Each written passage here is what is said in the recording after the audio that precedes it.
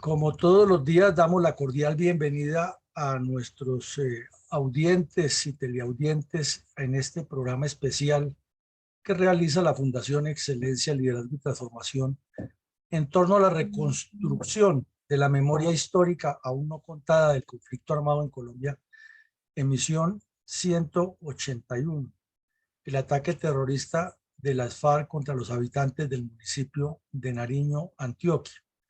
Estos hechos ocurrieron en el sur del departamento de Antioquia a mediados del año de 1999, cuando se cumplía prácticamente el primer año de inicio de las conversaciones entre la administración de Andrés Pastrana y los terroristas de las FARC en el Caguán.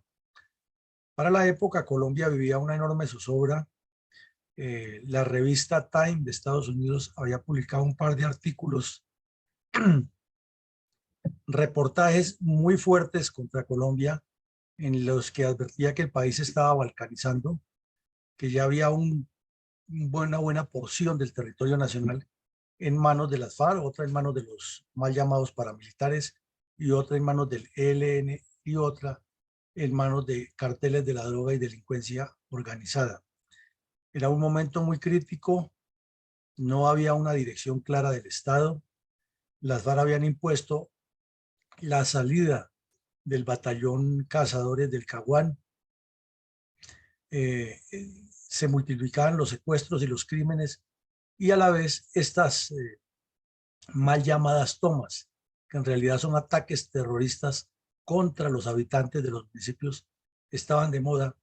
Y el hermoso y pintoresco municipio de Nariño, al sur de Antioquia, no fue la excepción y también fue blanco y sus habitantes víctimas de una descomunal arremetida terrorista que, como la veremos hoy, deja para la memoria histórica, por un lado, ese síndrome, el crimen cometido, pero por el otro lado deja el reflejo de lo que es el tesón y la pujanza de sus habitantes que reconstruyeron lo físico, más no lo emocional, porque las secuelas siguen y una comunidad no puede olvidar ni dejar de lado en su historia hechos tan lamentables y tan cruentos como este. Adelante, mi coronel. Coronel, luego del nacimiento y ampliación del radio de acción de las primeras cuadrillas de las FARC, las cordilleras central y oriental en el departamento de Antioquia, Córdoba, Santander y el Viejo Caldas, se convirtieron en importante puntal geopolítico y geoestratégico para los intereses tanto de los dirigentes nacionales y regionales del Partido Comunista como los cabecillas de las FARC. En ese orden de ideas, ¿cuál es el impacto y cuál es el rol estratégico del municipio de Nariño, en el sur del departamento de Antioquia, en límites con el departamento de Caldas, para el avesado proyecto narcoterrorista que para finales del siglo XX y comienzos del siglo XXI desarrollaban estas cuadrillas del bloque noroccidental de las FARC en la cordillera central? Bueno, esta imagen o este titular de la revista Semana, 17 años después de producidos los hechos, con la foto que es el reflejo de lo que fue esa acción demencial de las FARC contra la población civil, demuestra que el crimen cometido no puede tener un perdón ni un olvido así porque sí, y que simplemente estos criminales vayan a una corte de bolsillo que se llama la JEP y digan, sí, nosotros lo hicimos, qué pena con ustedes, es la culpa del gobierno por no haber negociado y que todo pase y ya vinieron y dijeron la verdad y con eso entonces no les pasa nada. La foto habla por sí sola.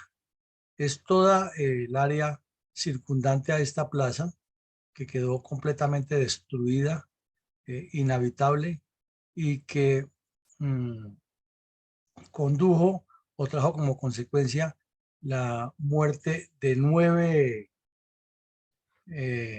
agentes de la policía, 7 ciudadanos civiles y 16 personas. Y entre los muertos hay un bebé.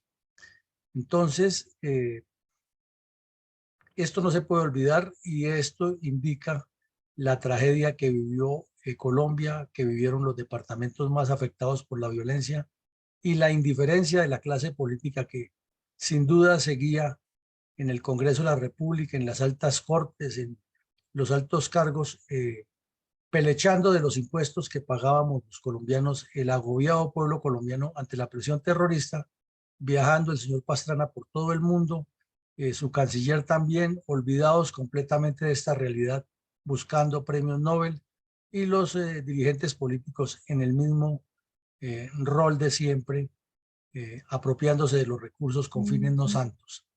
También veíamos hace 2 noches en un análisis de la Fundación Excelencia, Liderazgo y Transformación que los índices de corrupción durante estos 4 años fueron altísimos y que Colombia siempre se mantuvo entre uno de los países parias. Y teníamos de remate que venía el país de ser considerado por el Departamento de Estado de Estados Unidos como una narcodemocracia en el gobierno de Samper y que luego cambió un poco ese tercio con el gobierno de Pastrana, habida cuenta que Estados Unidos se dio cuenta o notó que haber desertificado a Colombia y haberla tenido alejada de su interés estratégico estaba dejándola en manos de las FARC y por eso reaccionaron. Después se han dado una serie de oportunismos politiqueros de Pastrana y sus asesores diciendo que fueron ellos los que lograron arrinconar a las FARC porque les dijeron terroristas y porque consiguieron el Plan Colombia, y eso no es tan cierto. Bueno, entonces respecto a la pregunta que usted hace de la importancia geoestratégica del municipio, lo vemos en el mapa de la izquierda por su ubicación. Está, como ya es nuestra tradición en el programa, resaltar siempre la ubicación geoestratégica del departamento. Y lo notamos aquí en el mapa superior, que está en la esquina noroccidental de Colombia, que es un departamento aunque de difícil topografía, la topografía antioqueña es bien difícil por tanta montaña que tiene y los ríos. Sin embargo, por su ubicación es trascendental para el desarrollo de Colombia, para el futuro de Colombia y desde luego para los procesos de grupos criminales, sobre todo con intenciones de tomarse el poder e instaurar una dictadura comunista. Y es que vemos que en la punta suroriental del departamento de Antioquia toca de una vez con los límites con Cundinamarca, que es donde está el centro del país, y que atraviesa en sentido suroriente a noroccidente el departamento en el país y llega exactamente al Mar Caribe. O sea que si se estableciera una vía directa desde el Mar Caribe hasta la capital, siguiendo este eje, obviamente superando todas las dificultades de la topografía, se disminuiría para los bogotanos y para los cundinamarqueses la distancia hacia la costa atlántica. Pero por el occidente solo tiene un tapón, que es el Chocó, para salir al Pacífico. Por el oriente limita con Santander, con Bolívar, con Córdoba y con Sucre. Es decir, que el departamento de Antioquia tiene una importancia capital, ya que además tiene su prolongación, que es el Viejo Caldas, que es como otra parte de Antioquia, y hacia el sur prácticamente llega al departamento del Valle, cruzando la zona cafetera o al Tolima. Entonces nos damos cuenta que en sí el departamento ya es supremamente importante, tanto para el desarrollo nacional como para cualquier proceso revolucionario subversivo. Y aquí tenemos en el sur del departamento el municipio de Nariño. No es tan grande como otros municipios del departamento, pero sí es un municipio que ocupa una porción muy importante, en especial porque es la zona de la cordillera donde los campesinos son muy trabajadores y muy dedicados a la agricultura, y por la cercanía con el sur, o mejor, con el norte de Caldas y sur de Antioquia, que solamente lo separa el río Samaná, que es el accidente natural que lo separa. Hay una zona de importante cultivo de café y de otros productos de clima medio. Además, en una carretera que no era la mejor en esa época y tampoco es que haya mejorado sustancialmente en esta época. El de municipio de Nariño queda a 3 horas y media, 4 horas de la capital de Antioquia, de la ciudad de Medellín. Y por el sur ha abierto carreteables hacia los corregimientos de Pensilvania y en profundidad ya hacia el departamento de Caldas con menos calidad de vías. Entonces, la geografía nos indica que ya específicamente este departamento es mucho más importante para un proceso revolucionario en el municipio de Nariño, habida cuenta de su ubicación tan cercana a Cundinamarca, tan cercana a Caldas y tan cercana inclusive al departamento de Boyacá, porque siguiendo el curso del río Samaná, desemboca en el río Magdalena y ya queda en la zona esmeraldífera de Boyacá y Cundinamarca. O puede salir a Santander o puede subir por el oriente de Antioquia siguiendo la cordillera hasta, siguiendo el río Magdalena, hasta cruzar el valle y adentrarse en la cordillera oriental. Por lo tanto, es un sitio que las FARC lo vieron con mucha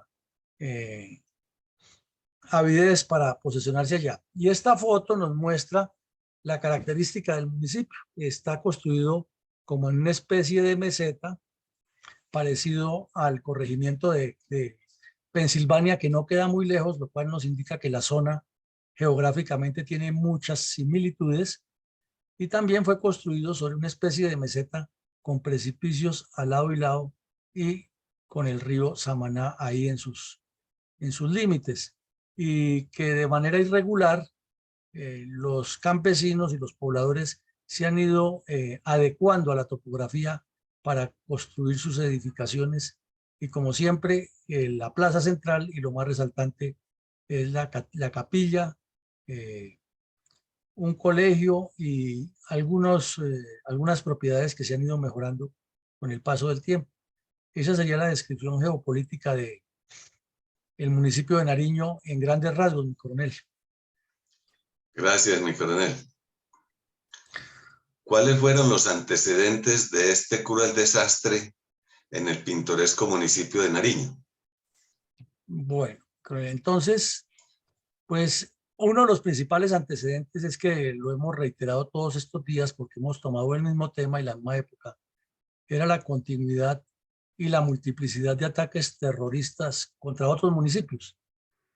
Entonces, pues eso daba la sensación de que el municipio de Nariño estaba en la mira, como estaban casi todos los municipios con escasas unidades de policía y por la dinámica que estaba desarrollando las FARC para presionar en las áreas de su influencia y el ELN en la autopista Medellín-Bogotá, que no es muy lejos de acá y que tiene incidencia sobre el desarrollo de esta región del oriente antioqueño.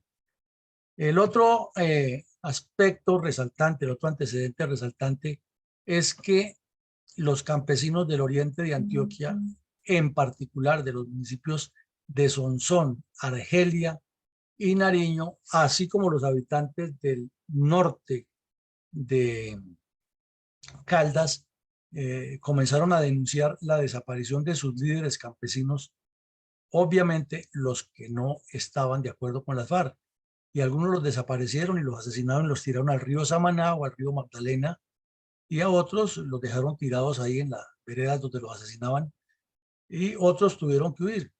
Entonces fue poniéndose la situación muy difícil para estas comunidades, pero el gobierno nacional estaba empeñado en negociar con los terroristas, y las fuerzas militares estaban en una limitación logística y operacional muy grande, y la Policía Nacional apenas tenía una presencia no tan significativa en estos municipios alejados, y era el blanco predilecto de las FARC para que los atacaran.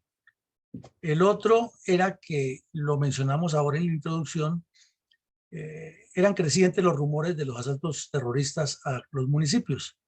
Entonces todo el oriente antioqueño estaba en una crisis de nervios porque los alcaldes eran forzados o por el ELN o por las FARC o por ambos al tiempo a presentarse en los campamentos de estos bandidos a rendirles cuentas, a entregarles el balance de lo que han hecho, lo que no han hecho y a entregarles recursos.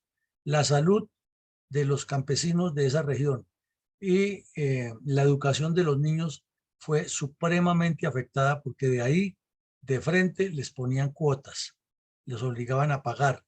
Y algunos alcaldes tuvieron que irse a vivir a Medellín para terminar de gobernar en el periodo que les correspondía. Y también ya se ha vuelto costumbre a que pueblo atacado era pueblo que se quedaba sin policía porque el presidente Pastrana inmediatamente ordenaba recoger ese dispositivo y dejar ese pueblo desguarnecido. E inclusive aquí en Nariño vemos la triste y vergonzosa historia que Pastrana ordenó hasta que inclusive el ejército no regresara allá para que los terroristas no volvieran a atacar el poblado. Y los campesinos se quejaron muchísimo de que ahí fue peor porque las FARC encontraron patente de corso y la señora Karina llegó y instaló su puesto de mando de las FARC ahí en Nariño, hasta que los campesinos ya no aguantaron más y los expulsaron a los terroristas de allá y exigieron al señor Pastrana que regresara el ejército. Son partes de la historia que nadie cuenta y menos el señor de Rux, pero así ocurrieron. De igual manera, no hubo un solo finquero o un solo comerciante de todo el oriente antioqueño y obviamente de Nariño y su límite con Pensilvania que no hubiera sido sometido o a algún secuestro o a una extorsión o a ambas. Entonces era una zozobra terrible la que vivían estos campesinos por cuenta de las FARC. Y paralelamente con secuestros, extorsiones y reclutamiento de jóvenes, porque reclutaban a los jóvenes de 14 a 16, 17 años, se incrementó la formación de milicias bolivarianas, Partido Comunista Clandestino y Milicia Bolivariana Clandestina. Pero esto no paró ahí, sino que en paralelo el ELN también estaba haciendo lo mismo, formando los grupos de estudio y trabajo, las comisiones de trabajo político organizativo, las milicias populares y toda la organización de apoyo al ELN en la misma región. Entonces, finalmente lo que hicieron fue como una repartición de áreas y no había familia que se salvara de que a algún joven se lo llevaran o lo convencieran o quisiera meterse a experimentar su vida allá porque le parecía que eso era muy atractivo. Entonces, si uno mira en retrospectiva, el ambiente que se vivía era de inseguridad, de zozobra y de desazón por parte de los campesinos que veían cómo se les desarticulaba la familia, sus negocios, sus sueños, su tierra iba quedando improductiva y tenían que huir porque por protestar o demostrar desacuerdo con eso, los amedrentaban y tenían que abandonar sus parcelas y dejar el campo abandonado con las consecuencias que eso trae para la producción agrícola y el costo de vida.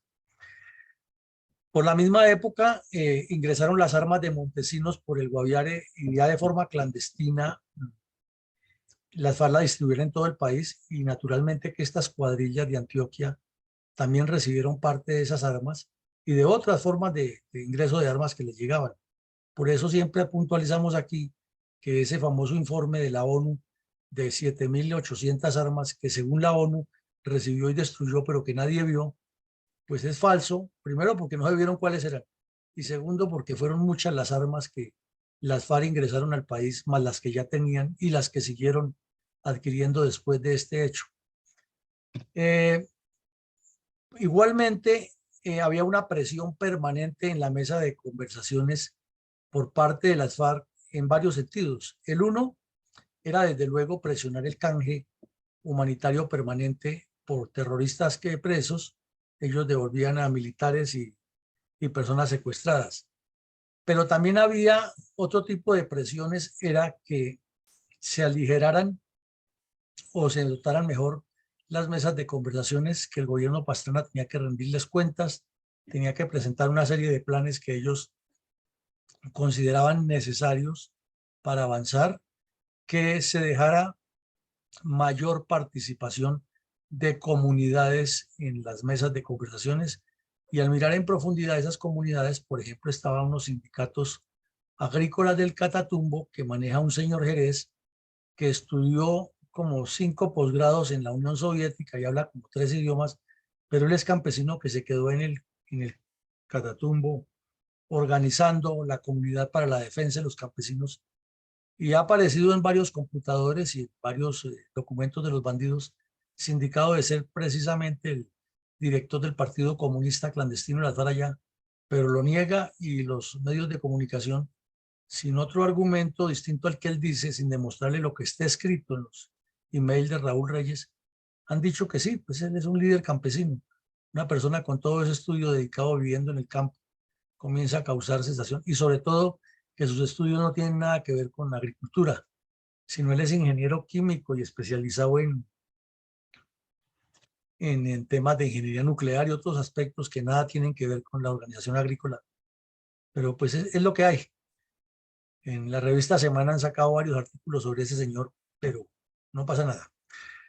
Y todo esto originó la violencia en la orilla de la carretera Medellín-Bogotá y a los alrededores de las dos orillas de la carretera, más todos estos crímenes que cometían las FARC y el ELN, a que las autodefensas del señor Castaño, que estaban en ese momento, este grupo criminal en crecimiento, se expandiera hacia el oriente antioqueño, y entonces ya los campesinos no quedaban en medio del fuego de las FARC y el ELN, sino también de los otros bandidos. Y se complicó la situación porque todos mataban, todos exigían, todos cometían las mismas tropelías, y fuera de eso, o se enfrentaban entre ellos o se causaban muertes entre ellos por una razón muy sencilla, porque las FARC y el ELN no le pagaba salario mensual a los terroristas. En cambio, las autodefensas del señor Castaño, que eran financiadas con el narcotráfico y con lo que se robaban, porque eran igual de bandidos a los otros, entraron a exigirle dinero a los campesinos para pagarle salarios a los bandidos. Entonces mucho guerrillero de las FARC y del ELN, viendo que en el otro lado les pagaban, fácilmente se volteaba y disparaba ahora para el otro lado. Entonces se desató una guerra a muerte que condujo fue las acciones criminales contra los campesinos, y en este caso específico contra el municipio de Nariño, y como lo vimos hace unos días, contra el corregimiento de Arboleda en Pensilvania, muy cercano a Nariño, geográficamente e histórica y culturalmente. Y también ya fue que las cuadrillas de las FARC decidieron salir a hacer actos criminales a lo largo de la autopista Medellín-Bogotá, en plena coordinación con el ELN. Entonces no era extraño que a un vehículo le pusieran retén los bandidos del ELN entre Río Negro y Cocorná. Y tampoco era de extrañar que después de haber pagado ese retén y haber pagado la tortura y el miedo, entonces entre Cocorná y San Luis, o Cocorná y Puerto Triunfo, le aparecía el otro retén, que era el de las FARC, también exigiéndole lo mismo. Y para rematar el dolor, entonces cruzaba esa zona y no era extraño que se encontrara con las AUC. Y pasaban cosas pues ridículas, pero reales, que el ejército o la policía montaban un retén, dijéramos, en el punto que llama el volante, y ahí estaban y trataban de requisar los carros, y le advertían a la ciudadanía que tranquilidad, que las fuerzas militares y la policía estaban controlando la zona, y a los 20 minutos en la carretera se encontraban con un retén sorpresivo de las FARC, que les decían exactamente lo mismo, pero que los extorsionaban, o del ELN, o más adelante de los mal llamados paramilitares. Era una zozobra terrible la que vivía el país, y había enfrentamientos seguidos en la autopista. Al ELN le daba, para esa misma época montaron un show, primero en Río Verde Los Henados, allá en Sonsón, y luego en Europa para hacer una mesa paralela con la de las FARC. Mientras las FARC le imponían a Pastrana como les entregaba el país en el Caguán, otro grupo encabezado por un gordo de apellido Vargas del ELN se había llevado a un poco de politiqueros oportunistas, entre ellos Pachito Santos, a pasear por cuenta de los colombianos en Alemania para negociar la paz del ELN. Entonces la situación era muy compleja, y el señor Castaño aparecía eventualmente por la televisión o por los medios hablando de que iban a hacer una limpieza total, y que donde hubiera guerrilla del ELN o de las FARC la acababan. pero como la guerrilla no estaba quieta, no estaba quieta, no lo estaba esperando, entonces llegaban a las veredas y procedían contra quien voluntaria o involuntariamente hubiera apoyado la guerrilla. Todo esto es la historia real de lo que ocurrió en esa época, en esa región, y que tampoco se ve escrito en el informe del señor de Rux, sino que simplemente hablan de que fue el Estado el culpable de todo esto y que la guerrilla eran unos arcángeles del séptimo coro celestial. Adelante, mi coronel. Mi coronel, ¿por qué el portal Rutas del Conflicto tituló el ataque terrorista de las FARC contra los habitantes de Nariño en 1999 con el mote de Masacre de Nariño? Porque no se equivoque el portal, realmente fue una masacre lo que hicieron estos bandidos allá. Y aquí dicen que duró 30 horas, pero duró más de 36 horas, porque tomó 3 días seguidos. Las fuerzas militares no tenían ni la capacidad ni los medios para llegar allá y se complicó la llegada para evacuar, para sacar a los bandidos del pueblo. Y fueron 36 horas seguidas disparando y atacando y destruyendo y asesinando, inclusive a un agente de policía que era retirado ya, que los indicaban de ser informante de la fuerza pública, porque era campesino y se movía por toda la región, tenía algún liderazgo entre los campesinos, entonces tenía contacto con toda la población y asumían y decían que era el informante de la fuerza pública y a ese lo fusilaron ahí en el parque antes de irse. Algo que tampoco cuenta el señor de Rux en su informe. Y se calcula que entre 250 y 300 bandidos llegaron allá, se dieron el lujo de organizar oleadas, no todos atacaban al tiempo, iban atacando. Y al final de los hechos, pues, hubo 16 muertos, entre ellos 9 policías y 7 civiles, y 16 heridos, 8 policías secuestrados, que eso es una cifra aterradora. O sea, a los que no mataron se los llevaron secuestrados, les robaron las armas, pero la destrucción, como se nota en esta foto, que ya la hemos visto ampliada en la primera página, es aterradora. Y más de 40 viviendas destruidas, igual número de familias o más familias, porque en algunas casas vivían 2 familias destruidas, y un éxodo tan impresionante de personas que en menos de 2 meses todo el área, tanto urbana como rural, se había reducido a la mitad y muchos campesinos temerosos habían enviado sus hijas a trabajar mejor de empleadas domésticas en Medellín y Manizales, o en Río Negro, en las ciudades cercanas a Medellín, para evitar que fueran reclutadas por la guerrilla, porque estaban reclutando en especial mujeres con el fin de tener la atracción para los jóvenes que también se incorporaron, jóvenes de sexo masculino que se incorporaron a la guerrilla. Entonces, otra realidad que también pasa oculta y que no se cuenta es el daño que le hicieron estos delincuentes a la juventud, además de los daños físicos que causaron en todos los municipios que asaltaron. Esa es la razón por la cual se definió como una masacre, que coincidimos que fue una masacre en todos los sentidos. Mi coronel, ¿cómo describieron los medios de comunicación la resiliencia de Nariño, Antioquia, para el año 2010, pasada más de una década de la cruenta incursión de las FARC contra sus habitantes? Bueno, en 2010 un medio de comunicación hizo una crónica interesante que nos muestra las dos caras de esa tragedia. Una, pues el momento y los instantes próximos a cuando ocurrieron estos hechos tan desastrosos. Y 2, cómo la población se fue recuperando. Y es un ejemplo interesante, pero eso no borra la huella del daño que causaron. Entonces la tenemos. Se pasó. Se pasó, vamos a ver.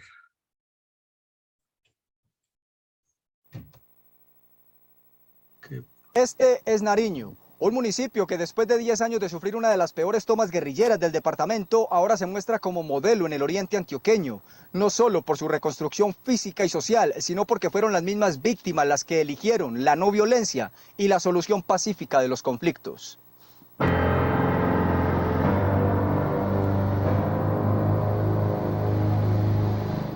Julio 30 del 99.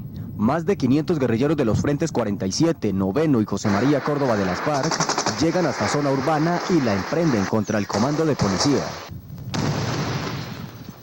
A las 4 de la tarde, un carro cargado con explosivos pasó por esta calle e hizo explosión frente al comando de policía, dando inicio así a 3 días de toma guerrillera, una de las más cruentas que ha tenido el país. Por 3 días, el rugir de las balas, los cilindros bomba y explosivos no solo acabaron con la tranquilidad, sino que dejaron 7 civiles muertos, entre ellos 4 niños, 8 policías muertos, 8 agentes secuestrados y el 75% de la zona urbana destruida. En ese tiempo, Juan Carlos tenía 7 años. Una década después, el amargo recuerdo le dio hasta para componer canciones. En una punta de Antioquia tipo 4 de la tarde, en el 99, un pueblo está que arde. Comenzó el carro bomba que rodaba por la plaza y se desató el pánico desde todas las casas. Al igual que él, entre los demás pobladores, el recuerdo de la tragedia sigue vivo. Estábamos en la cocina yo tomándome un algo, cuando vimos como unos traquidos y entonces le dije yo a ella, dije, ve mija, oí. Me dijo, eso es haciéndole fiesta a la Virgen. Y qué Virgen, yo que dije la última palabra y me asomé allá al portón cuando esa tropa de para abajo. Cuando llegamos a la entrada del colegio, explotó el carro bomba en este sector donde nos encontramos ubicados. Se sentía una explosión muy horrible en el comando, por parte del comando. Bueno, y nadie sabíamos qué iba a pasar. Entonces ya nos pusimos a esperar y ya siguió todo, ya varias explosiones. La gente corría. Over era un niño, pero no olvida cómo una bala perdida cegó la vida de su hermana de 13 años, la misma que hoy tendría 23. Nos organizamos y fuimos en medio de la balacera, del fuego, de todo eso, salimos con pañuelos blancos a conseguir el ataúd. Además, los nariñenses no solo resistieron 3 días de toma guerrillera. Por casi un año y tras el abandono del Estado, el Frente 47, bajo el mando de alias Carina, se adueñó del municipio. Aún así, la ciudadanía se hizo sentir. Tuvimos el valor de decirle a la guerrilla, venga, nosotros queremos hablar con usted y queremos que como ciudadanía nos respeten. Y si la filosofía de ustedes dice que el propósito es ganar el corazón del pueblo, sus acciones están demostrando lo contrario.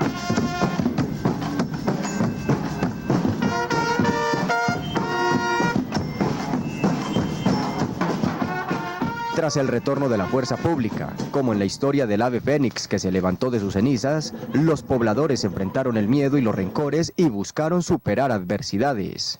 Hoy en día tenemos un Nariño que ha mejorado mucho, que ha avanzado, que se ve el empuje, las ganas de salir adelante, el esfuerzo de nosotros porque Nariño vuelva a ser mejor incluso que lo que era. Y está muy bueno vivir en Nariño, ya la gente que se han ido del campo, digamos, para Medellín, para otras partes, ya han vuelto a los sitios, al campo.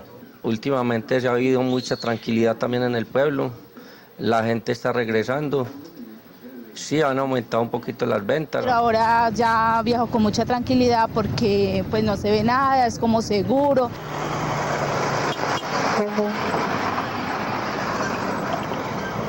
Quienes hace 10 años lloraron a sus muertos, hoy se han reconciliado consigo mismo y sus verdugos. Todavía estamos superando eso, no tenemos rencor, antes de perdón hacia las personas que hicieron esto. No, rencor no, ya no. Eso era al principio porque al principio sí es mucho rencor, demasiado. Ya solo a uno operando. Aún así, como estrategia para no olvidar a los inocentes, sobre las ruinas de la toma guerrillera actualmente se construye el Parque de la Vida. Contrario a la zozobra que se vivía hace 10 años, hoy los pobladores de Nariño caminan tranquilos por sus calles, según ellos porque la seguridad ha mejorado notablemente, lo cual se ha visto reflejado en una mejor convivencia. Para ti, Nariño hermoso, pueblecito campesino, quiero hacerte una corona, tejida con mi cariño, forman tus lindas mujeres. Si bien en la reconstrucción física se ha contado con el apoyo de los gobiernos de turno, en la reconstrucción del tejido social, las organizaciones civiles han jugado un importante papel. Es un modelo de resiliencia y de resistencia ante la violencia. A pesar de varias tomas guerrilleras y a pesar de ser escenario del conflicto, ha sido una población que ha tratado de mantenerse siempre unida.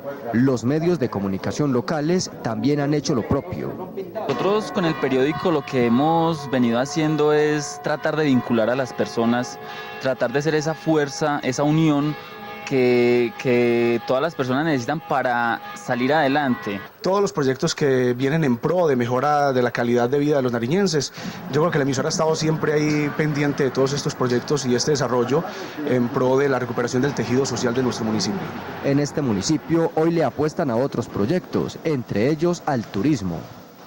Hace 10 años este lugar, las aguas termales del Espíritu Santo, fueron ocupados por los grupos ilegales. Actualmente recobró su tranquilidad y se ha convertido nuevamente en un remanso de paz y de encuentro con la naturaleza, aumentando considerablemente el turismo en la región.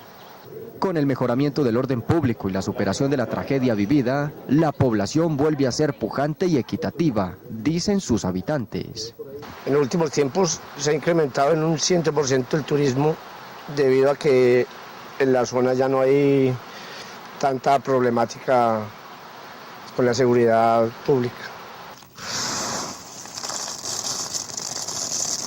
Para mejorar su economía, desde la administración pública además se gestiona la pavimentación de la vía principal y el fortalecimiento de la agricultura y la ganadería.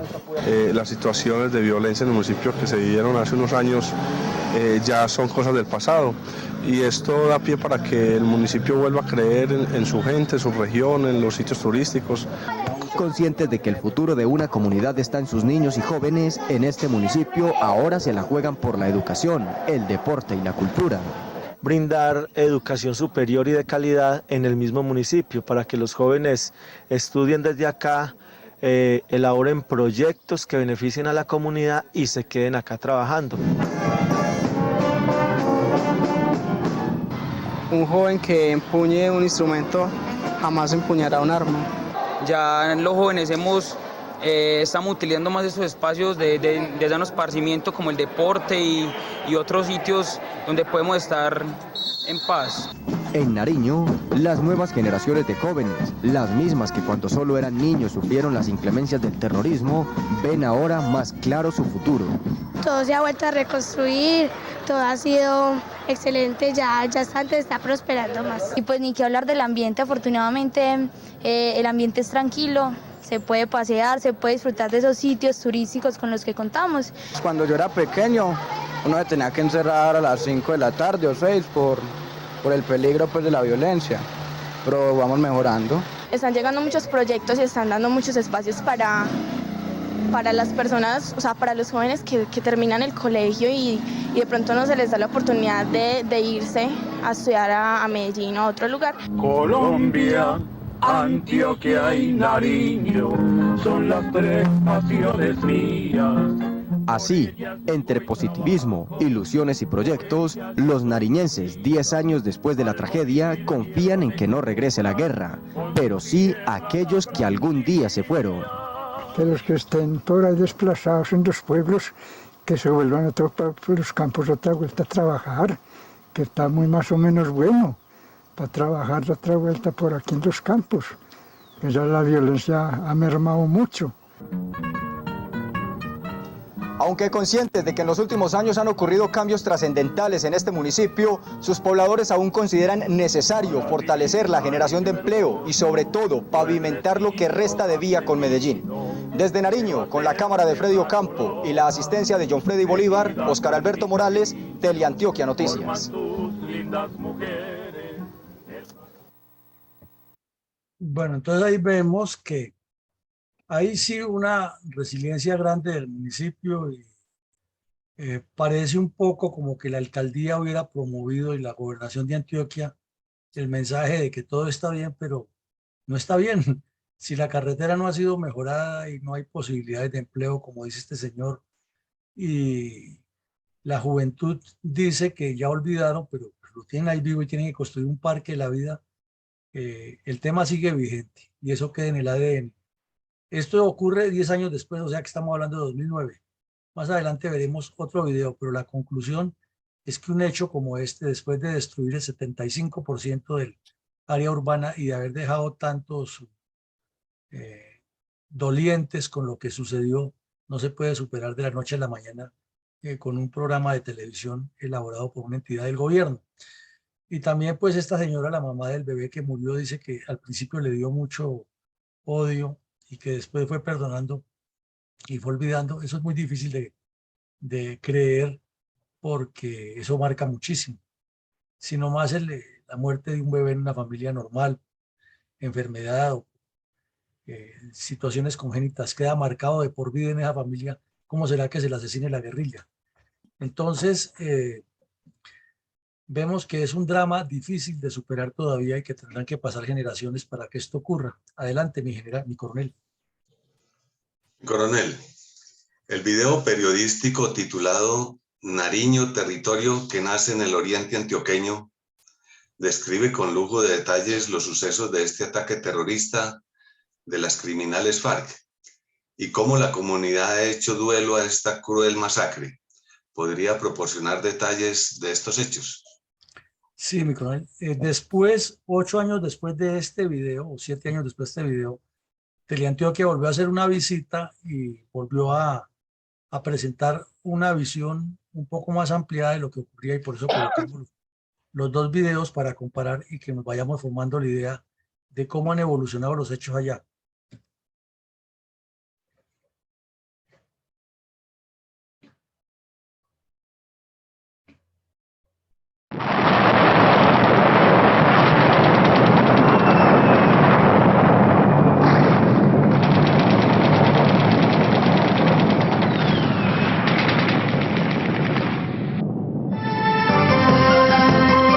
Buenas noches. Aterrador. Solo así puede calificarse lo que hizo la guerrilla en el municipio de Nariño. Prácticamente la población quedó arrasada. Fue el peor ataque que se haya registrado en Antioquia.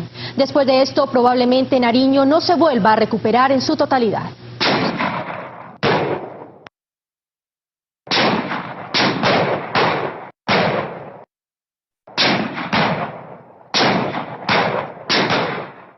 Aquí en el municipio de Nariño, cerca de 500 hombres de los frentes Noveno y 47 de las FARC hostigaron a la población por 3 días seguidos, sin que nadie corriera a auxiliar a sus habitantes. Esta fue una toma que tuvo una duración de 36 horas. Fueron asesinados 9 policías y fueron asesinados 8 civiles, entre ellos 3 niños. En esta toma guerrillera, pues no solamente las víctimas que fueron las personas asesinadas, sino que también arrasaron con el municipio en un altísimo porcentaje. Lo que más duele es la forma como atropellaron el municipio, metiendo un carromba a una zona urbana, donde de antemano se sabía pues que muchas víctimas inocentes iban a fallecer. No, yo estaba en mi casa y cuando sentí el estallido del carro bomba yo no sabía qué estaba pasando. Pues con 9 años uno no discierne mucho lo que pues esos sonidos o la violencia en el mundo en que estamos. En el momento en que llegué a la plaza, todo destruido, la gente llorando, toda esta parte de Leticia destruida por el carro bomba, también causó como un trauma psicológico en uno, porque uno ver todo eso, a veces cadáveres en el piso, es muy trágico. El mismo día que se acabó, llegué en la tarde y lo primero que fue mi mamá correr a cogerme y yo allá no me le arrimé en todo un mes porque yo juraba que ella estaba muerta. Hasta el momento es muy duro de superar, ya que yo solo tenía 6 años, me tocó casi ver cómo matar a una persona frente a mi cara. Eso es muy duro de asimilar, eso no se supera de la noche a la mañana. Para algunos autores, el conflicto armado colombiano data de 1964, año de fundación de las Fuerzas Armadas Revolucionarias de Colombia, FARC. Para otros, este se presenta en el año 1948, cuando las guerrillas dieron sus primeros pasos tras la división al interior del liberalismo entre Gaitán y Turbay. Las manifestaciones de la violencia o del conflicto que tenemos actualmente tienen su origen básicamente en la confrontación bipartidista, esos enfrentamientos del Partido Liberal y el Partido Conservador que buscaron aniquilar al adversario o al opositor de manera constante y sistemática por medio de confrontaciones directas para frenar el avance de cualquiera de los dos partidos pues en procura del poder. Antioquia se ha caracterizado históricamente por ser primero que todo una provincia, luego un estado y posteriormente un departamento muy conservador. Eso de alguna manera lo alejó un poco de la tipificación del conflicto colombiano en esos años de mediados del siglo XX. Sin embargo, aquellos sitios de Antioquia que están conectados o que son límite más bien con la zona de los Santanderes, con la zona, digamos, del Valle del Cauca, ¿cierto? Fueron esos límites, esos bordes, los poros por los cuales se fue, digamos, colando el conflicto al departamento.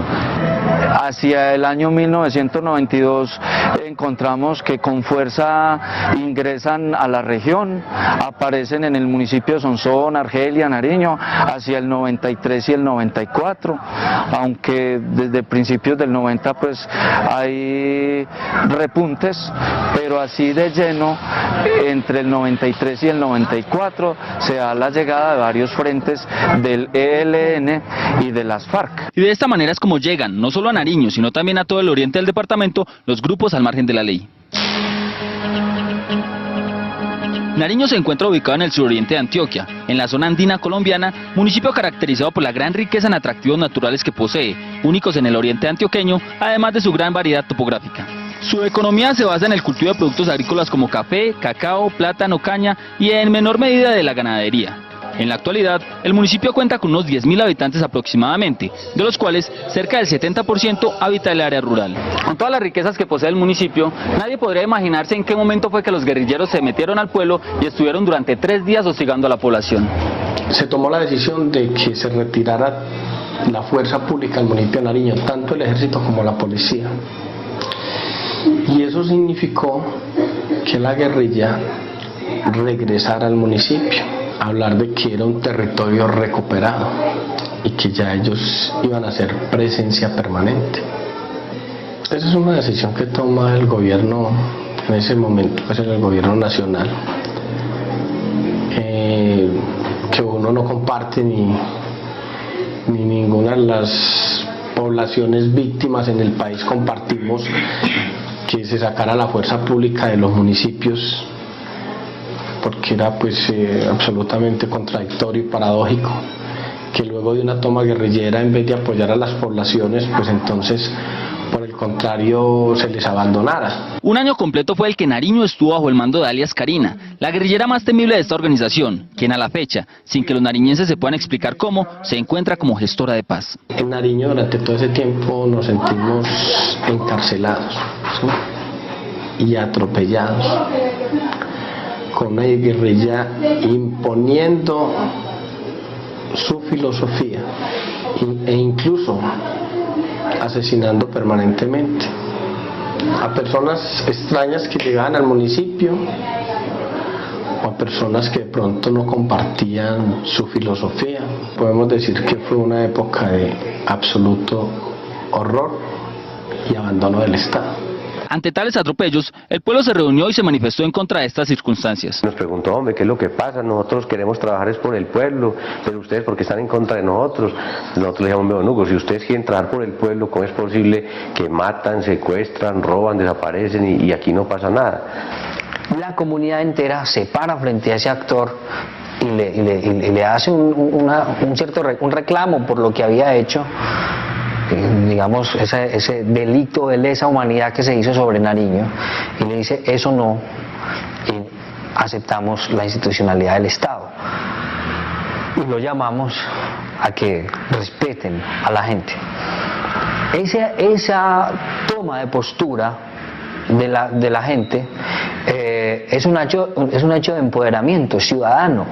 Vamos a hacer una asamblea general ciudadana para decirle a quien se tomó a Nariño, en este caso a las FARC, señores, vamos a ratificar la legalidad de nuestro alcalde y vamos elegirlos otra vez si es que es necesario. En ese año en que estuvimos solos, porque no había policía, porque no había ejército, porque no había nada, a mí me tocaba enfrentar todo. A mí me tocó enfrentar todas las realidades con la guerrilla, con la delincuencia, con la sociedad, con la alcaldía, con todo. Entonces, esa actitud de intervención, digámoslo así, era lo que generaba en la gente una cierta seguridad.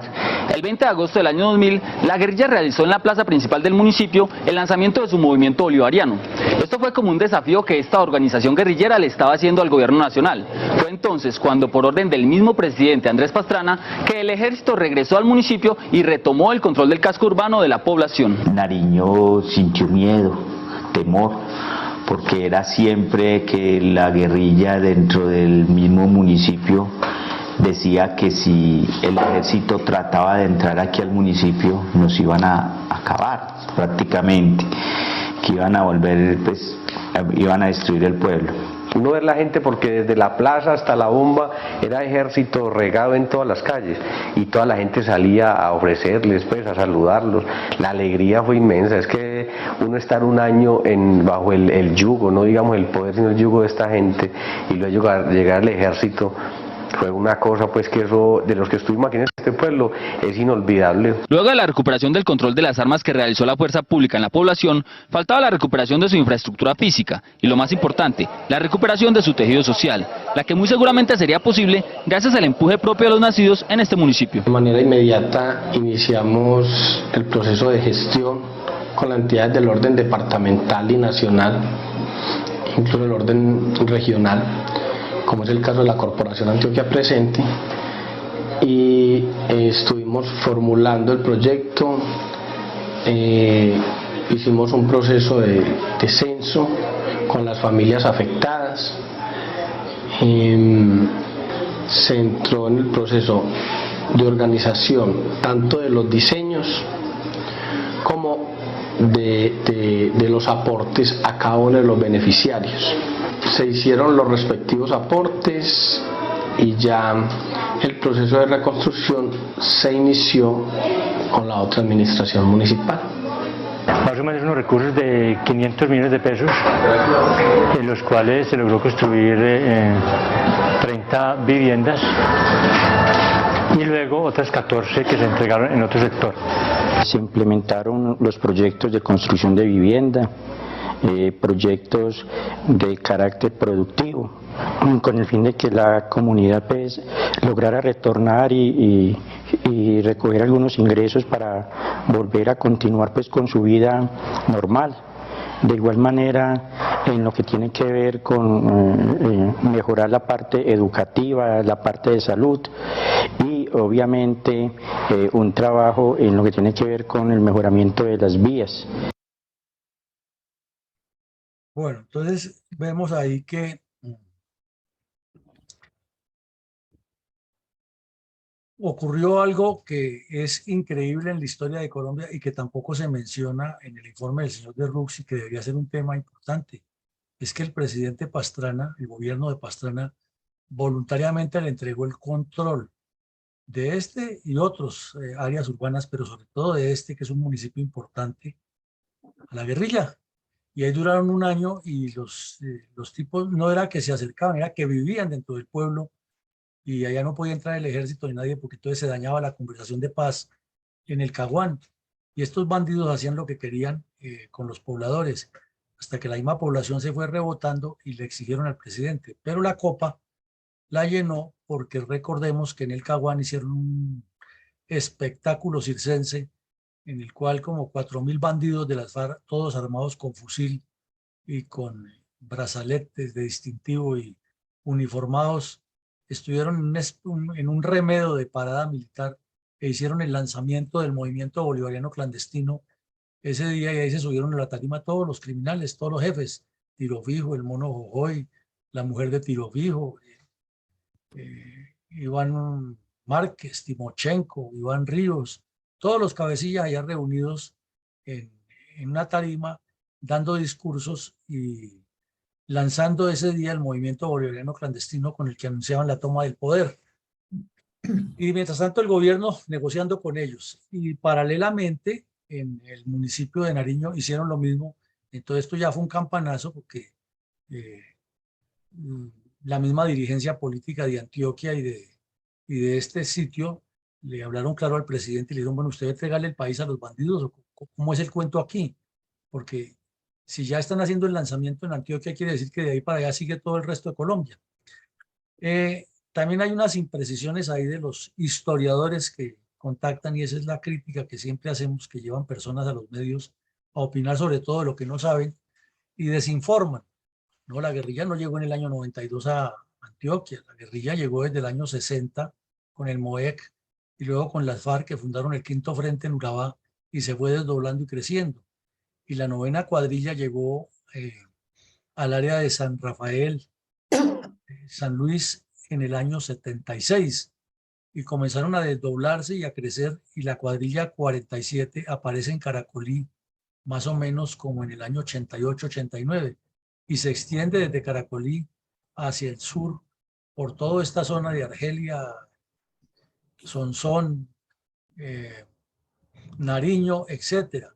Y también el ELN lo fundó el padre Bernardo López en el año 78 allá, lo creó en las cuadrillas en el sector de San Luis, San Carlos, San Francisco, la región de los Santos, como llaman, y crea el proyecto que se desarrolla, e inclusive en el año 86 asaltaron el municipio de Argelia, en otro de los episodios tristes que ha ocurrido en Colombia. Entonces desinforman y dan una sensación de que conocen lo que no conocen, y no dejan que se construya la memoria como es. Adelante, mi coronel González. Mi coronel, durante este tiempo que duró la guerrilla en Nariño, solo actuó como presencia de fuerza pública y ejerció también las funciones de policía en el caserío, como sucedió posteriormente cuando debió retirarse porque regresó la Policía Nacional. Sí, claro, mi coronel, es que la guerrilla llegó y se apoltronó allí, pues, gracias a la debilidad de carácter del presidente y a la falta de más decisión por las fuerzas militares, que han debido entrar a sacar estos bandidos de allá a como fuera. Pero estamos viendo que en esa época todo el departamento de Antioquia era un hervidero. Si no era en Urabá, era en el oriente; si no era en el oriente, era en el sur; y si no era en el occidente, pero en todo el departamento había acciones fuertes de la guerrilla, y no había suficiente fuerza para contrarrestar todas estas acciones, y entonces se le toleró a la guerrilla esa coexistencia de un año, en la cual ejercieron funciones de policía, de inspección de policía, controlaban, imponían multas, sancionaban. Pero como lo decíamos ahora, la tapa fue el momento en que deciden hacer el lanzamiento del Partido Bolivariano Clandestino, y ahí sí ya las autoridades de Antioquia no le toleraron más al presidente Pastrana y le pidieron que si era que iba a abandonar definitivamente al departamento o si realmente estaba cumpliendo sus funciones como presidente. Es decir, le dijeron en otras palabras que viajara menos y trabajara más. Coronel, ¿hubo alguna condena contra los terroristas que perpetraron esta cruel incursión narcoterrorista de las FARC por orden de Iván Márquez e Iván Ríos? Sí, mi coronel, en el año 2010, más o menos, 2011, un juzgado los procesó y fueron condenados 5 de los cabecillas que participaron. De los 5, 4 estuvieron presos, del otro no. Y finalmente Rojas, que fue el que asesinó posteriormente a Iván Ríos, estaba en la cárcel y estaba en un proceso distinto. Y los otros 3, Rojas fue asesinado después por la misma guerrilla, por la misma FARC, cuando quedó libre, pero ese por lo menos estuvo en la cárcel. Los otros 4, uno nunca fue capturado y 3 estuvieron purgando muy poquito tiempo, porque con el pacto FARC-Santos quedaron fuera de la cárcel y ahora son de los honorables miembros del Partido de los Comunes y de las víctimas de la violencia, porque ellos se catalogan como víctimas. Así es de que no no hubo justicia contra estos delincuentes a pesar de la dimensión del daño que causaron.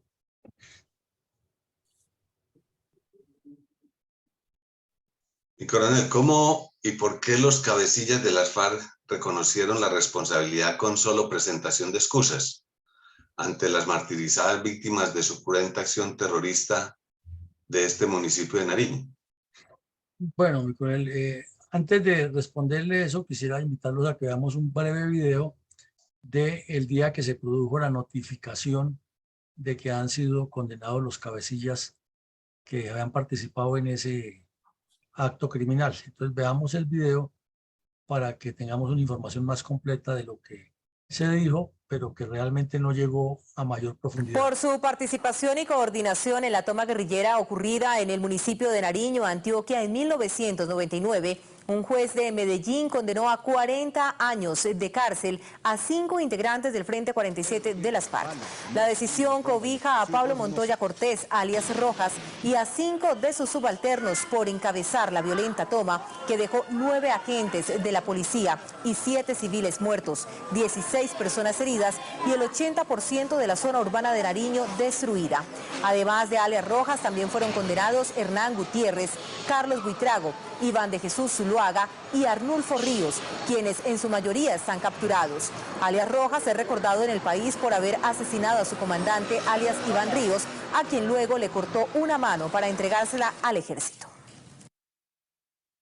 Bueno, entonces ahí nos queda claro eso. Ahora miremos, aquí está el terrorista Pastor Alape en el municipio de Sonsón, porque fueron a varios municipios que fueron con una especie de cartilla o un libro en el cual le cuentan y le dicen a los campesinos y a la región que sí hubo una época de violencia, que qué pena con ustedes, que todo esto fue efecto colateral, que si el gobierno hubiera cumplido no había pasado esto, y que somos amigos y que démonos un abrazo, y lo hicieron en todo el oriente antioqueño. Aquí vemos en Sonsón con una de las víctimas al terrorista Alape entregándole ese documento y dando a entender de que ellos están muy arrepentidos. Ellos no están arrepentidos, lo que están buscando es no ir a la cárcel.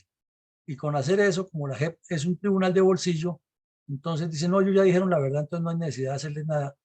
Pero como no tiene ni la fiscalía la seriedad de haber publicado todo lo que hicieron, porque eso se trataría de eso, ni hay la voluntad de la JEP de desentrañar todas esas verdades, entonces se limitan solo a lo que ellos digan. Puede que lo que digan lo estén reconociendo y sea cierto, hasta ahí, pero es que son muchísimos más crímenes que quedan ocultos porque los computadores y los documentos que les incautaron se quedaron durmiendo el sueño de los justos gracias a la coordinación del señor Santos y el señor Montealegre. Entonces, aquí vemos en Sonsón que ya elaboran con los recursos de los colombianos un documento y las FARC van por todo el país entregándolo. Y aquí vemos el de Sonsón, que está con foto de entrega. Pero también vemos aquí enseguida otro cuaderno de la verdad, según ellos, y también elaborado por la Comisión de la Verdad y por todas las comisiones que se han inventado aquí, porque Santos no fue el primero. En el gobierno de Uribe también hicieron unas comisiones que las financió Pachito Santos y sirvió fue para que se contara la versión de estos bandidos. Y ahí vemos el cuaderno de la verdad en Nariño. Como lo ven, un poco voluminoso y cuentan los hechos, pero desde luego lavándole la responsabilidad a las FARC y siempre dando a entender que es la consecuencia de un conflicto campesino y el mismo argumento de Tiro Fijo y las FARC, y con eso se les lava las manos y se construye una narrativa que no apunta a la realidad. Y ahora pues ya con el señor Derruc, que le ha metido mucho movimiento a esto, no solo con su informe, sino como vemos aquí por la fecha, 27 de octubre del 21. Desde antes de publicar el informe, él ya había elaborado una serie de documentos que se están distribuyendo por todo el país con la temática específica de cada región, pero acomodada a esa verdad. O sea, el trabajo para controvertir esto es muy largo. Se requeriría toda una empresa financiada por el Estado y la empresa privada y elaborada por personas serias, no por comunistas, para que el país realmente conociera y quedara una documentación mucho más cercana a la verdad. Eso fue lo que pasó con el reconocimiento de las FARC ante la Comisión de la Verdad de lo que hicieron con las víctimas, mi coronel. Pasados 23 años de estos hechos, ¿qué reflexiones estratégicas nos podría aportar respecto a tan criminal, cruel y despiadada incursión terrorista de las FARC contra el campesinado antioqueño? Pues, mi coronel, son muchas, como siempre. Aquí tratamos de cantar algunas, pero un pueblo sufre errores y daños siempre es por culpa de la mala política, porque los pueblos hacen lo que los políticos les digan que hacen o que hagan y llegan hasta donde los dirigentes políticos los lleven. Y aquí notamos que en ese periodo de gobierno 98-2002, la laxitud y la debilidad y la falta de autoridad, la falta de claridad estratégica y la falta de foco hacia dónde iba el país es supremamente evidente. Y se nota en este caso específico de permitir que un municipio establecido con toda su personalidad jurídica a nivel nacional, orgánico de un departamento, con autoridades legítimamente constituidas, con instituciones del Estado regentando el funcionamiento de su sociedad, haya quedado en manos de los terroristas un año. Esto es una vergüenza para la historia de cualquier país del mundo y de cualquier gobierno. Y por ese solo gobierno, por ese solo hecho, un presidente y su ministro de Defensa, sus ministros de gobierno y otros deberían estar en la cárcel porque fueron inferiores al reto de haber gobernado y dirigido su país. Pero aquí en Colombia antes terminan de candidatos a los premios Nobel, conferencistas internacionales y analistas de lo que no fueron capaces de hacer. Vemos que las FARC actuaron con un plan estratégico todo el tiempo y que el gobierno nunca tuvo estrategia y se relaciona A con B. En tercera medida, hubo una manipulación del terrorismo como forma de ganar réditos políticos de manera impresionante. Eso fue una metodología sistemática y sistémica, permanente, y que les dio muchos réditos y causó en Colombia esa sensación de que la guerrilla iba a tomarse el poder, al punto que Estados Unidos tuvo que meter la mano y promover el Plan Colombia y dotar mejor las fuerzas militares, reentrenarlas, y luego vino el gobierno de Uribe que siguió con ese proyecto. Esa es realidad. La destrucción de poblados era una forma de estrategia del terror apuntando hacia la desnaturalización completa del Estado, la descomposición de la institucionalidad y la búsqueda de la sensación de lo que Jacobo Arenas llamaba el estímulo a la subversión, para que en todos los poblados del país las personas ya vieran la incapacidad orgánica y funcional del Estado para cumplir con sus obligaciones y se procediera a la toma de cada municipio por medio de cabildos populares y nombramiento de autoridades nuevas por asambleas populares. A ese nivel era que se apuntaba y querían crear epicentros específicos donde la guerrilla estuviera posicionada y no pudiera entrar la fuerza pública. Por eso esa alegría que desbordó el municipio de Nariño en el momento en que entró el ejército nuevamente a controlar esto después de un año, demuestra que el pueblo colombiano sí quiere la institucionalidad, sí respeta a las autoridades, sí cree en la organización del Estado, pero que es ese Estado el que le está fallando al pueblo colombiano por falta de visión de sus gobernantes. Una vez más quedó aquí demostrado que ese triángulo narcotráfico, armas y control geográfico no es una posesión única de las FARC, un rasgo característico de las FARC, es de todos los grupos criminales armados, incluido el ELN y las mal llamadas autodefensas, y se reflejó aquí en este sector esa lucha y esa pugna tan salvaje que tienen estos grupos criminales, materializada en la destrucción de poblados y en la ubicación de esa cuadrilla al mando de Karina ahí, en ese sector, con el exclusivo fin de demostrarle al pueblo colombiano y al Estado colombiano que ellos controlaban territorios y que eran gobierno paralelo con el cual había que negociar otras condiciones diferentes a el enfrentamiento militar.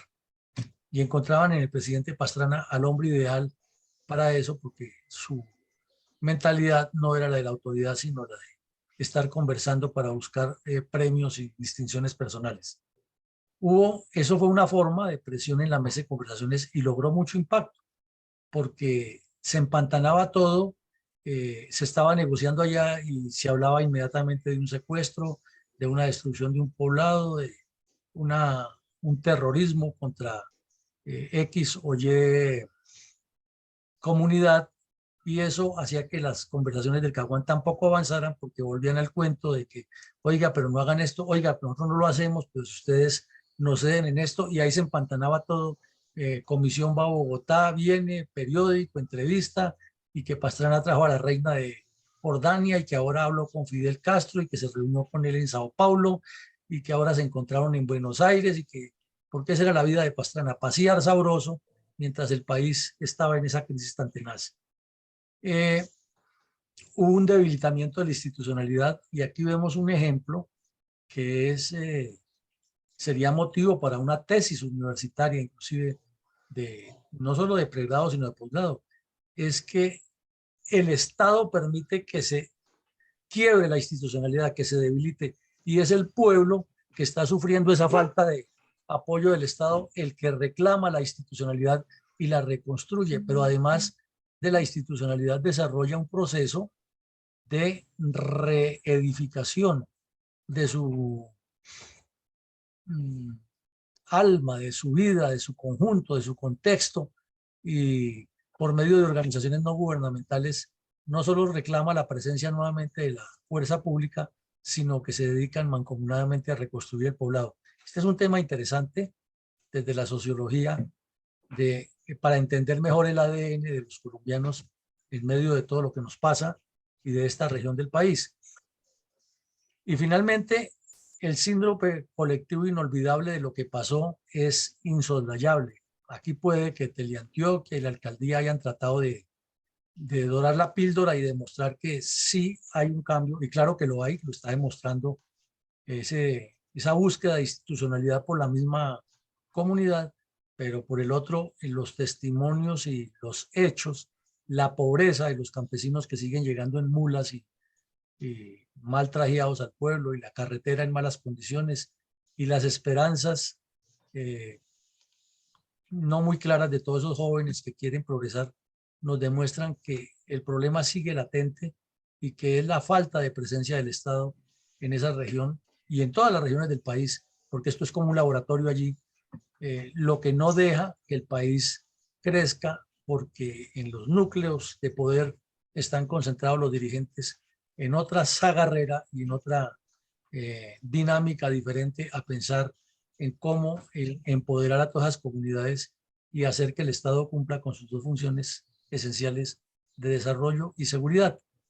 Entonces, mi coronel, creo que usted tiene también reflexiones fuertes, porque este ejemplo es muy interesante y enriquecedor en todo esto que hemos venido trabajando a lo largo de todos estos meses de reconstrucción de la memoria histórica. Coronel, realmente es doloroso ver a un pueblo tan pequeño, enclavado en una montaña, alejado, con pocas vías de comunicación, bastante aislamiento del mundo exterior, casi que ni siquiera llega al nivel departamental su capacidad de influencia política y económica, porque su economía es muy pequeña, son gentes pobres realmente. Por eso es una gran crueldad asesinar en cosa de horas a 16 personas de este pueblito tan pequeño, herir a otros 16 y destruir el 70% de sus construcciones. Un poblado que fue construido con grandes esfuerzos por la lejanía y precarios medios para esas obras, donde es difícil llevar hasta un bulto de cemento. Pero a pesar de tanto dolor, las gentes son tan nobles que perdonan a sus verdugos y que ellos mismos conocen a los que ellos mismos conocen y los identifican, pero les dan acogida, olvidando el asesinato de sus familiares y amigos con la intención de que paren su crueldad, su barbarie, se hagan más civilizados. Hacen hasta ese esfuerzo inhumano de perdonarlos.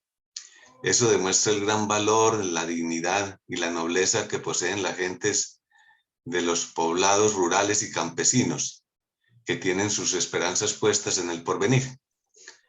Personas que con su alma de terruño, sus amigos, familiares, tienen la capacidad de no guardar rencores. No se explica entonces cómo la crueldad de las FARC ignoraban que estaban cometiendo actos tan inhumanos con personas pacíficas y dedicadas al trabajo y al progreso.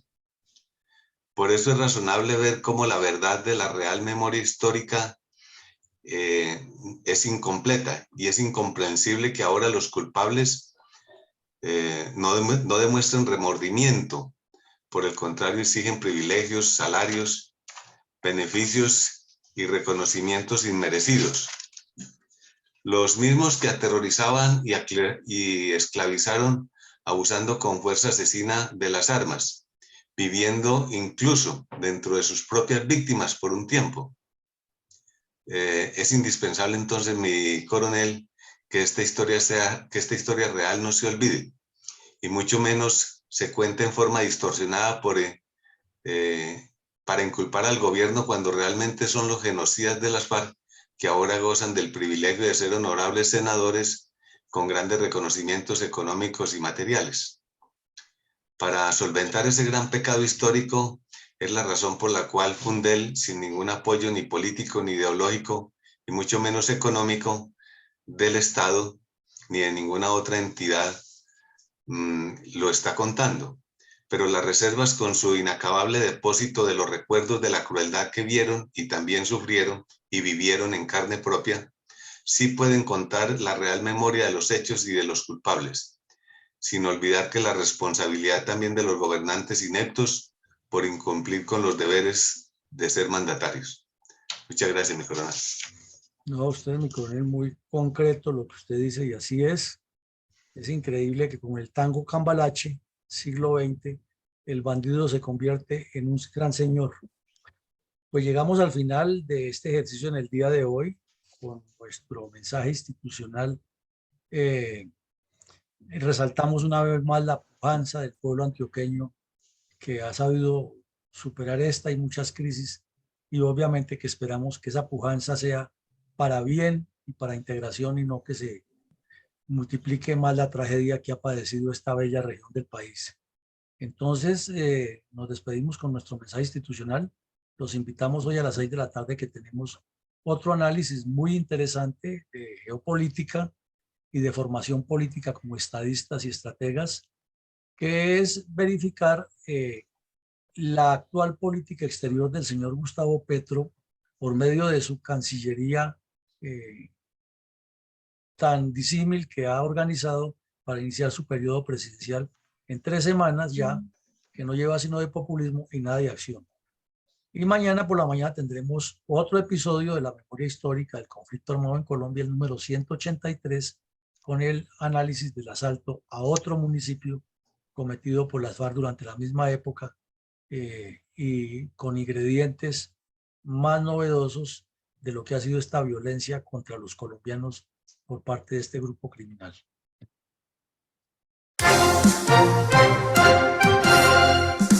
Invitado nuevamente para que todos los días, de lunes a sábado, de 7:30 a 9 de la mañana, se conecte a las redes sociales de la Fundación Excelencia, Liderazgo y Transformación, a escuchar en la voz de sus protagonistas la verdadera memoria histórica de la violencia desatada durante varias décadas por las guerrillas izquierdistas contra Colombia. Lo esperamos en nuestra próxima emisión. Bueno, entonces llegamos a... Rosita ha levantado la mano, mi coronel. Ah, bueno, mi coronel, adelante. Fuera del aire, por favor. ¿Perdón? Fuera del aire, por favor.